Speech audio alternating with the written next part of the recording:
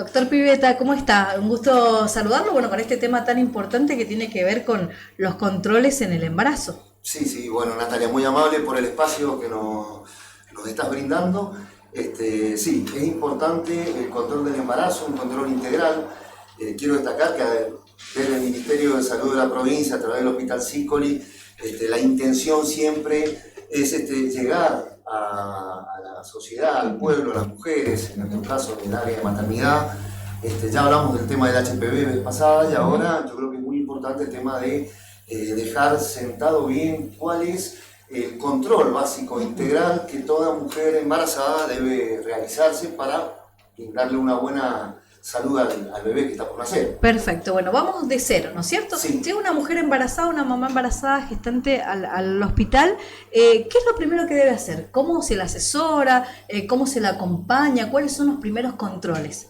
Perfecto, bueno, la mujer embarazada que llega a la consulta no siempre llega con el diagnóstico de embarazo. Claro. La consulta habitual o más común es el atraso menstrual o la amenorrea, la falta por un tiempo mayor, ¿no es cierto? Dependiendo del tiempo de atraso o amenorrea. Entonces la paciente consulta porque viene por un atraso menstrual, a veces u otras veces ya viene con un diagnóstico básicamente hecho por un test de embarazo en algún laboratorio o el test de farmacia en orina. Perfecto. Entonces, bueno, el abordaje principal o primer abordaje que hay que hacer en la paciente es ver todos los antecedentes de ella, si es su primer embarazo, ya ha tenido embarazos anteriores, cómo han terminado esos embarazos sin un parto o cesárea, porque eso también nos da la idea de decir qué pasó, por qué terminó en cesárea, si era un embarazo normal o había alguna patología. Claro, Lo otro es ver los antecedentes directos de la paciente en cuanto a antecedentes patológicos que la paciente tenga, si es una paciente que es diabética, hipertensa, con problemas de hipertiroidismo. Eso es muy importante porque de acuerdo a eso también uno valora cómo va a catalogar ese embarazo, si de alto o bajo riesgo. Bien. En la primera consulta se evalúa todo ese tipo de antecedentes. El tema de los hábitos tóxicos también es muy importante. Fumar, el alcohol, drogas, para asesorarlas respecto de los riesgos que generan ese tipo de hábitos. Y lo que se pide, si no tiene un diagnóstico, es el test. Bien, pregunto algo ahí, hago un paréntesis. Un embarazo que viene aparentemente normal, sin ningún riesgo, ¿puede convertirse, por ejemplo, en un embarazo de riesgo si la mamá a la mitad del embarazo, por ejemplo, ingiriera alcohol? Sin duda, sin duda puede ser. Siempre los meses más allá de que no sea una consumidora, digo, habitual. Sí, a ver, el alcohol está contraindicado en el embarazo durante todo el embarazo, ya sea durante la primera o segunda mitad del embarazo, fundamentalmente porque no hay estudios básicos que nos digan cuál es el riesgo, pero sí se sabe que se asocia a partos pretérminos, a restricción del crecimiento intrauterino, bajo pesos. ¿Y durante la lactancia también, una vez que durante la lactancia también. También. Sí, es menos importante, ¿no es cierto? Pero también es Claro, lo saco un poquito de la charla, me voy al nacimiento ya, pero digo, es tan común eso, escuchar mamás que tienen la duda. Si tomo un poquito de sidra para Navidad, ¿me hace mal? ¿Estoy dando la teta o no? Tenemos sidra sin alcohol, cerveza sin alcohol, así que podrían brindar perfectamente, porque vuelvo a repetir, no podemos decir de qué grado, cuál es el nivel de alcohol tolerable, porque uno dice, bueno, por ahí, mira, si se evita mejor, si se evita mejor, perfecto. Bueno, estábamos en esto de los controles, la mamá ya sabe que está embarazada, se determinan estos antecedentes en las primeras consultas, en los primeros análisis clínicos, después ¿cómo seguimos? ¿Los controles tienen que ser una vez por mes, cada 2 meses? ¿Cómo es? Bueno, los controles son mensuales. Mensuales, excepto que haya un embarazo de riesgo. En ese caso, cuando hay un embarazo de riesgo, uno puede acortar los tiempos y hacer controles más frecuentes, más seguidos. Pero hablemos de un embarazo normal.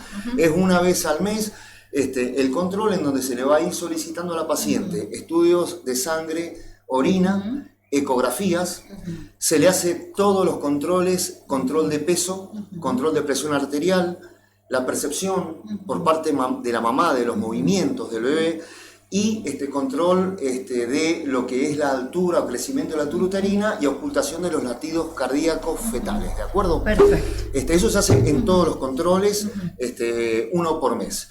Después hay estudios que se van pidiendo de acuerdo al momento del embarazo en que estemos, ¿de acuerdo? O sea, hay, por ejemplo, uno dice ecografías y normalmente se pide 3 ecografías, una por trimestre. Claro. una por trimestre. Bien. Porque cada ecografía, de acuerdo al trimestre, nos va a dar ciertos tipos... Nos dice algo. Algo, exactamente, Algo que la anterior no me la decía. Bien. Por eso, cuando uno habla de control precoz del embarazo, es importante eso para poder ganar estudios que quizás, si vienen tardíamente, perdimos la posibilidad de que ese estudio nos diera algún parámetro de qué está sucediendo, cómo está el embarazo en sí. Perfecto, bien. Eso en cuanto al bebé. Y en cuanto a la mamá, en cuanto a la mujer, todos estos cambios hormonales, cambios de ánimos, cambios de que uno tiene más sueño, que tiene más hambre, que parece que el mundo, el universo se da vuelta, más allá de romantizarlo, porque es hermoso, es una etapa hermosa cuando es deseado, buscado, obviamente.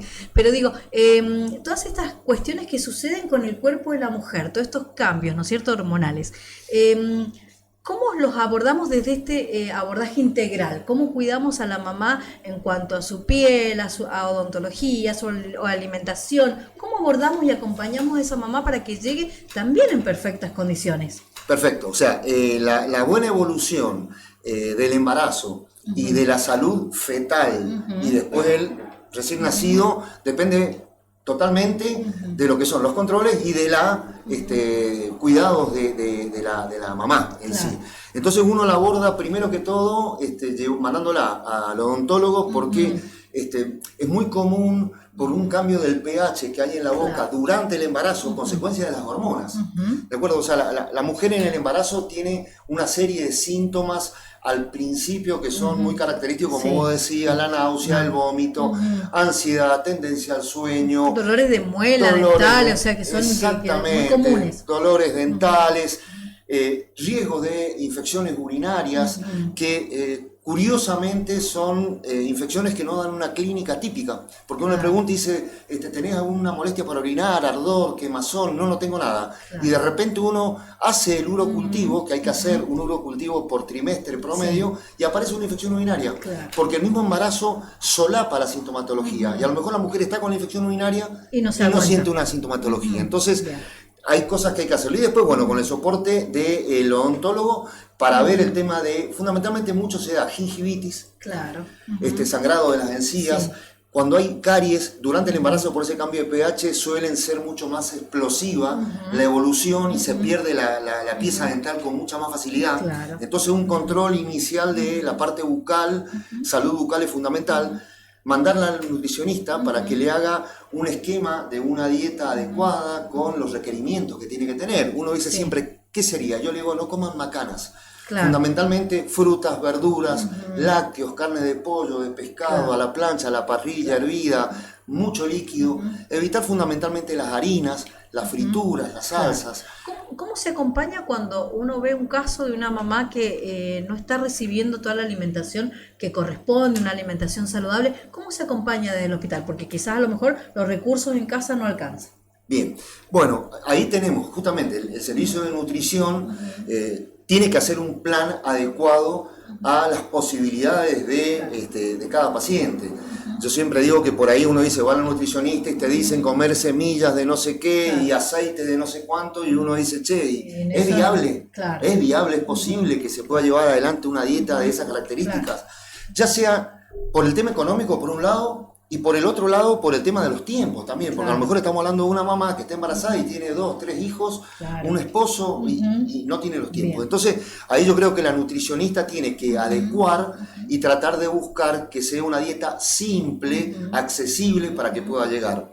Y de movida nosotros siempre hacemos un soporte durante todo el embarazo de lo que es ácido fólico y hierro para ayudar al desarrollo del bebé. El ácido fólico durante el primer trimestre, las primeras 12 semanas, se ha visto que el ácido fólico es fundamental para evitar fundamentalmente lesiones a nivel del canal medular, ¿no es cierto? De la columnita del bebé, la espina bífida que le llaman. Entonces también actúa un poco en la fisura labial-palatina, o sea, en el labio leporino. Entonces, eso es fundamental en esas primeras 12, 13 semanas, pero después nosotros continuamos con ácido fólico y hierro para hacer un soporte, digamos, nutricional a la dieta que la paciente tiene que llevar, ¿no? Hay un término que en un momento se escuchaba mucho, una frase, y que después a medida que va pasando el tiempo, por ahí uno como que va quedando colgado, que es el tema de la planificación familiar. ¿Es importante planificar el tener un hijo? Totalmente. Yo creo que la planificación familiar es importantísima porque vamos a tener un hijo y tenemos que afrontar el embarazo y luego hacernos cargo de ese niño. Claro. Entonces yo creo que tienen que estar dadas todas las condiciones de responsabilidad y de querer ese embarazo para llevarlo adelante. Me da la idea que también por una cuestión de estos chequeos, de estos estudios previos a quedar embarazada, ¿no? Bien. Esa era una parte. La segunda parte es la parte de la salud, los antecedentes patológicos. Entonces, por ejemplo, toquemos una patología, diabetes. Sí. Entonces, uno dice, para que un embarazo de una madre diabética llegue a término sin ningún tipo de alteración a nivel del feto, ¿qué produce la diabetes en el feto? Polidramnios, macrosomía fetal, partos pretérminos, malformaciones, o sea, hay una serie de cosas que... Un montón de cosas prevenibles. ¿Prevenibles cuándo? Cuando uno dice a esa paciente diabética se la hace que vaya a su médico especialista y la digamos... La normalice, claro. Normoglucemia. Claro. Y la idea es que se quede embarazada en normoglucemia, o sea que no esté con una diabetes descompensada o mal controlada. Claro. Y, por supuesto, que siga controlando sus glucemias durante todo el embarazo. Claro. Pero es importante, pero después hay un montón de enfermedades más, por ejemplo, sífilis, Chagas, hepatitis, SIDA, pacientes con hipertiroidismo, pacientes con antecedentes de trastornos de la alimentación, bulimia, anorexia. O sea, hay una serie de problemas en la mujer que deben ser estudiados durante una anemia crónica, pacientes con una anemia crónica. Entonces uno dice, es importante el chequeo preconcepcional. Que la paciente venga y diga, doctor, la idea nuestra es buscar un embarazo. Claro. Nos chequeamos, listo, hagamos un chequeo general, veamos cómo estás clínicamente, no hay ninguna patología, no hay nada raro. Fantástico, estás adentro. Mayor tranquilidad para la mamá, el papá y el médico. Exacto, ahora si hay una patología, buscar el especialista, compensar esa patología y dejar. Bien, en el caso de que llega al hospital una menor embarazada, ¿cómo es el protocolo? ¿Cómo se trabaja? Bien, el protocolo para las menores embarazadas, se considera que toda paciente menor de 16 años que concurre embarazada, hay que evaluar, hay que investigar respecto de la posibilidad de abuso. Nos vienen muchas pacientes con sus mamás o sus parejas, a veces menores embarazadas, y desde el programa de violencia y abuso infantil del Ministerio está la norma de que esa paciente tiene que ser derivada del equipo de psicología para que se evalúe, se investigue respecto de cómo es su vida, su contexto social y si ese embarazo no ha sido producto de un abuso. Eso es una norma. Lo mismo pasa cuando vienen a solicitar método anticonceptivo. Claro. También es otra alerta y uno dice, ¿por qué esta paciente menor de edad, una niña prácticamente, 12, 13, 14 años, viene a pedir una protección para no quedarse embarazada? Claro. ¿Qué está pasando en ese contexto familiar? Perfecto. Y ahí es donde hay que abordarlo y evaluarlo. Bien, y no le pido números exactos, pero ¿es frecuente esto que se dé en estos casos aquí en la Valle? Es frecuente, sí. Hay mucho embarazo infantil y en adolescentes también. Claro. También, adolescencias también hay mucho embarazo. Bien. Bueno, volviendo a este abordaje integral que se hace de la mamá embarazada, ¿se hacen talleres en el hospital o charlas que tengan que ver con nutrición, odontología, donde las mamás puedan compartir una instancia de estar juntas y de intercambiar el vínculo tan importante con otra que está sintiendo a lo mejor lo mismo que yo, que tiene las mismas dudas que yo? ¿O no? No, el asesoramiento lo brindamos directamente en el consultorio siempre. Cuando la paciente viene, sacamos todas las inquietudes, la consulta es, ¿cuál es el motivo de consulta? Bueno, vengo a control del embarazo, perfecto, ¿cómo anduviste? ¿Qué pasó? ¿Qué has sentido? ¿Qué dudas tenés? ¿Cómo va? Obviamente siempre controlando la historia clínica de que hayan cumplido con las derivaciones correspondientes al especialista, ya sea nutrición o odontología. Pero talleres en sí no hay activos en este momento. Bien, pocos controles, por ejemplo, 3 controles durante todo el embarazo. ¿Se considera un embarazo controlado o no controlado? Bien, para que un embarazo sea controlado o se considere que fue controlado, tiene que tener la paciente 5 controles durante o a lo largo de todo el embarazo. Debe tener por lo menos 2 estudios ecográficos en las puntas de esos controles y por lo menos 2 analíticas completas de sangre de chequeo general de la paciente. Vuelvo a repetir, serología general, que son todas las patologías infecciosas, hepatograma, hemograma, glucemia, urocultivo. Entonces, si reúne los 5 controles, 2 ecografías, 2 analíticas, decimos que el embarazo está controlado. Si bien el control ideal es un control por mes, pero 5 consideramos que está bien controlado. Cuando están con menos de esa cantidad de controles o de estudios, decimos que el embarazo ha sido un embarazo no controlado. No controlado. No controlado, exactamente. Y es importante siempre el control precoz, porque nosotros la edad gestacional de ese embarazo la sacamos a través de la fecha de la última menstruación. O sea, cuando esa mujer tuvo su última regla, su última menstruación. Y esa menstruación a veces es, digamos, no confiable. ¿Y cuándo una menstruación es no confiable? Cuando la paciente dubita respecto de la fecha. Uno le dice, ¿cuándo fue tu última menstruación? Y mi última menstruación fue en el mes de febrero, el 15, no, fue en marzo. No tiene certeza. Claro, no hay seguridad. Claro. ¿Qué otra cosa es importante saber? Que la menstruación haya tenido sus características como habitualmente es. O sea, que haya tenido la duración de siempre, haya venido en el ritmo habitual y que haya tenido la cantidad de sangrado en volumen. Sí. De lo que habitualmente tiene. Sí. Si no tiene eso, es no confiable tampoco, porque uno dice es una falsa menstruación. Claro. Otro tema que por ahí no le prestan atención y también a la menstruación la pone como no confiable es el tema de la lactancia. Entonces son pacientes que a lo mejor están dando de mamar ya a un bebé que es un hermanito más grande que tiene a lo mejor un año y medio, y de repente la lactancia hace que la menstruación no sea confiable porque irregulariza el ciclo. Perfecto. Entonces es no confiable. Entonces nosotros sacamos a veces la edad gestacional siempre de la menstruación confiable. Claro. Pero es más importante la ecografía. Porque la ecografía en esas primeras 12 semanas de embarazo es mucho más certera que la fecha de la última menstruación. Claro. Entonces por ahí una menstruación última que me dice que el embarazo tiene 10 semanas y de repente yo le pido la ecografía y la ecografía me dice que tiene 15, yo le voy a hacer caso a la ecografía. Claro, para determinar aproximadamente. Aproximadamente, y ahí es de donde arrancamos ya prolijo. Claro. ¿Por qué? Porque aparte hay que decir algo más, que las ecografías, mientras más avanzado es el embarazo, es menos confiable la edad gestacional, tiene mayor error. ¿De acuerdo? Claro. Es más errónea. Entonces uno tiene una ecografía de la semana 25 y dice una edad gestacional y tiene un error a lo mejor de 14 días. O sea, que ese embarazo de 25 que me dice la ecografía podría ser de 22 o 27. Claro. En cambio, la ecografía del comienzo es casi totalmente certera, no tiene error. Claro. Por eso uno dice siempre, consulten precozmente. Bien, doctor. No puedo dejar de preguntarle sistema de turnos, si una vez que una mujer embarazada asiste a un control, ¿le asignan directamente el turno del próximo mes o no? ¿Tiene que volver a sacar turno? ¿Cuántos especialistas están trabajando actualmente en el hospital para atender y hacer frente a la demanda que se requiere? Bien, mira, el hospital ahora está ofreciendo atención todos los días de lunes a viernes con médicos obstetras. Incluso lunes, martes, por ejemplo, hay 2 médicos obstetras que están haciendo consultorio en conjunto y después están turnos por la tarde con los médicos y residentes de familia. Perfecto. Que también hacen controles de embarazo a través del control del servicio de maternidad.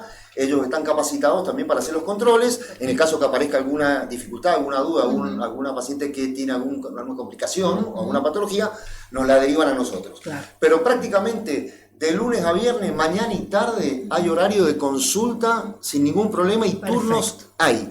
Para control de embarazo y ginecología obstetricia hay turnos de sobra. Perfecto. Sin problema. Y la paciente se evalúa, se le hace el control, se le solicitan los estudios que sea necesario y directamente sale, se la cita para el próximo control bien. Y pide el turno y se lo asigna. Ya sabe ya cuándo tiene que volver. No van a tener problema. Nosotros le decimos, tiene que venir en un mes, tiene que venir en 15 días, tenés que venir la semana que viene y sale con el turno. Qué bueno eso. Seguramente hay mucha gente en este momento, muchas mujeres que están transitando sus últimos meses de embarazo y se les viene un montón de preguntas con respecto al parto, porque si hay algo que genera incertidumbres, dudas, miedos también, es el tema del parto, pero lo comprometo para que ese sea el próximo tema que desarrollemos, ¿le parece? Pero me parece fantástico, bien. Creo que es un tema muy interesante y tienen que ir preparadas, hay que prepararla psicológicamente, porque es muy duro. Yo ya tiro esto y corto, siempre digo que el embarazo para el cuerpo de la mujer, yo le digo a mis pacientes, creo que no se compararía ni con el ejercicio o el deportista más extremo en cuanto a los cambios que sufre. O sea, el embarazo lleva al límite al cuerpo de la mujer, ¿de acuerdo? O sea que transita durante todo ese periodo con un cambio permanente desde el primer día hasta el último, y después tener que afrontar el parto, ya como que vienen medias cansadas. Y ni hablar los primeros meses ya con el bebé, más no, sueño. Sin duda, claro, sin duda. Seguro, Sin pero duda es un sí. tema muy interesante para abordar. Es importante. Bueno, lo otro que me encantaría decir rápidamente es que hay un esquema vacunatorio a lo largo del embarazo, y que eso también es importante tener en cuenta. ¿Por qué tienen que concurrir asiduamente? Porque dependiendo cada momento del embarazo es una vacunación que corresponde. Claro. En el primer trimestre del embarazo corresponde poner la vacuna de la gripe, la vacuna de la hepatitis B. Cuando uno ya cumple las 20 semanas en adelante, la triple bacteriana celular, ¿de acuerdo? Que es fundamentalmente la antitetánica, la DPT celular. Y ahora una vacuna nueva que se está colocando desde ya el año pasado, que es la del virus incisional respiratorio, que es una vacuna que se le coloca a la mamá para prevenir la patología pulmonar del bebé una vez que nace. O sea que la madre recibe la vacuna, genera anticuerpos y se lo transmite al bebé. Y esa vacuna se coloca entre la semana 32 y 36. Claro. ¿De acuerdo? O sea que por ahí, si se pasa la semana 36, ya la podemos colocar, sí, pero la mamá no va a generar los anticuerpos. Claro. Que para pasarse no le va a dar tiempo. Exactamente. Claro. Y otra cosa importante es lo Qué que se llama... importante esto, ¿no? Que se va determinando sí o sí en cada control. Claro. Porque si el profesional no te está diciendo, a ver, el mes que viene vamos a evaluar vamos a hacer tal cosa, vamos a diagnosticar tal cosa, y bueno, vos podés pensar que la panza sigue creciendo y sigue todo bien. O que podemos hacerlo en cualquier momento. Claro, tal cual. Y lo otro que es importante, que también quiero que lo tengan en cuenta las mujeres ahora, para que a partir de la semana 35... Para el momento del nacimiento hay un estudio que se llama hisopado vaginal y perianal. Es muy sencillo. Es un hisopito, como un cotonete largo, son dos. Uno se coloca en la vagina, se saca un poquito de flujo de la vagina, y el otro se pasa perianalmente. O sea, no es en el ano, sino en los plieguecitos de la cola. Son dos hisopitos, uno para un lado y otro para el otro. Eso se manda a cultivar para diagnosticar una bacteria que se llama Streptococcus beta hemolítico, que es una bacteria que está habitualmente en el cuerpo de la mujer en la parte digestiva, y que cuando esa bacteria coloniza el periano y la vagina, cuando el bebé va a nacer, tiene riesgo de infectarse y le puede llevar a problemas neurológicos, ceguera, sordera. Hay una serie de complicaciones muy importantes. Con el parto normal. Con el parto normal, exactamente. Entonces, la norma, ¿cuál es? Hacerle a toda mujer embarazada a las 35 semanas el hisopado para que sepa si está o no colonizado esa bacteria. ¿Y cuál es el beneficio de saberlo? Bueno, el beneficio de saberlo es que si está colonizado, se puede hacer un parto normal sin problema. No hay problema para el bebé, pero hay que hacer una profilaxis con un antibiótico endovenoso, es ampicilina, durante todo el trabajo de parto. O sea, la mamá llega con 4 centímetros, se interna, y a partir de ahí se le va colocando 2 gramos de ampicilina cada 4 horas hasta que nace la criatura. Y el bebé no tiene ningún problema, puede nacer por parto normal. Pero si no está ese diagnóstico y no se hizo el antibiótico profilaxis, se puede infectar. Entonces, fíjense cómo cada momento del embarazo hay algo muy importante para determinar y tomar una conducta de beneficio para el bebé. Siempre en el último embarazo, en el último control del embarazo, se determina si es parto normal o cesárea. ¿Se puede o no? O sea, hay indicaciones de cesárea directamente. Por ejemplo, uno dice mucho antes. Uno dice, bueno, tiene una madre hipertensa, severa, que no responde bien al tratamiento, o una diabetes descompensada y no responde bien al tratamiento, uno puede valorar. Y llegando al final del embarazo hay que ver las condiciones. Si tenemos un feto, un bebé, que no supere los 4 kilos, es viable el parto normal. Si supera los 4 kilos ya es con indicación de cesárea. O por ejemplo en un embarazo gemelar, lo sabemos desde que lo diagnosticamos al principio que va a ir a cesárea. No se hace parto en un embarazo gemelar, va a cesárea. ¿Qué otra cosa puede ser? Por ejemplo, una paciente que tiene un bebé pelviana, o sea, el famoso bebé que está sentado, que no está de cabecita. Claro, en mi caso mi hija mayor estuvo sentada todo el tiempo. Entonces, si llega al final del embarazo o al término, ¿no? Para el parto, y sigue sentado, Claro, es cesárea. claro. No se hace parto normal porque Claro. el riesgo de un parto en pelviano es altísimo con las complicaciones que puede sufrir el bebé y se indica cesárea. Entonces, hay una serie de cosas que uno va viendo. Después uno puede decir alteraciones maternas. Por ejemplo, Claro. hay mujeres que tienen fracturas de cadera, alteraciones de columna, Claro. que vos decís, no tiene el canal pelviano adecuado para poder realizarse el parto normal. También iría a cesárea. Claro.